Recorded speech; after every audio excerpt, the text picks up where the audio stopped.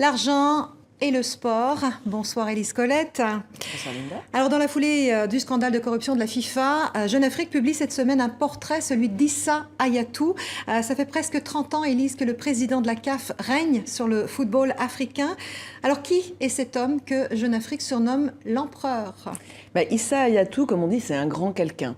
Pas seulement parce qu'aujourd'hui, il est à la tête d'une puissante organisation, et ce, depuis plus de 25 ans, mais aussi par sa naissance. Parce que Issa Hayatou est né prince en 1946 à Garoua. C'était le fils du Lamido, du chef. Donc au Cameroun. Enfin, au Cameroun, l'un des nombreux fils du chef, et d'une famille très influente, très puissante au Cameroun. C'est d'ailleurs ce qui explique pour beaucoup sa carrière fulgurante, parce qu'il a très tôt voulu se mettre dans le sport, aux grandes dames d'ailleurs de sa fratrie, et il était certes un athlète tout à fait honorable, et il était professeur de sport, mais à 28 ans devenir secrétaire général de la FECAFOOT, donc de la fédération camerounaise, c'est forcément à ses origines familiales qu'il le doit, ainsi que la suite qui a été très rapide, directeur des sports au ministère de la jeunesse et des sports, il devient président de la FECAFOOT rapidement, et puis président de la CAF.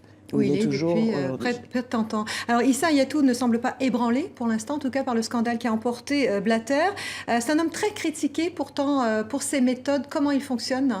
Alors il est à la fois critiqué, il est aussi salué pour tout le travail qu'il a fait à la CAF, et il a fait du foot africain maintenant un sport qui compte, enfin un sport régional qui compte.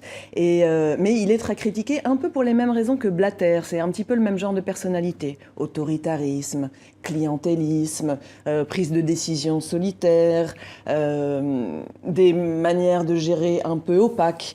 Donc ça, ce sont des choses que ses ennemis lui reprochent.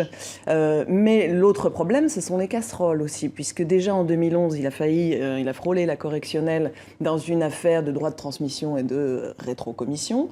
Et cette fois-ci, ces derniers temps, il est quand même assez proche, et en tout cas très au courant de ce qui s'est passé au moment de l'attribution de la Coupe du Monde 2022 au Qatar. Et même s'il y a peu de documents dans ce qui a été rendu public pendant le dernier scandale qui le nomme, des soupçons pèsent sur le rôle qu'il a joué à ce moment-là. Est-ce qu'il pourrait être amené à prendre la suite de Blatter à la tête de la FIFA? Alors, il est très proche de Blatter, il est son ami. Et donc aujourd'hui, il dit que hors de question de succéder à son ami, de lui planter un poignard dans le dos et de le trahir. Donc pour l'instant, il n'en est pas question. Il n'empêche que c'est quand même le numéro 2 de la FIFA, si jamais Blatter quittait ses fonctions avant que son successeur soit élu, Hayatou serait l'intérimaire.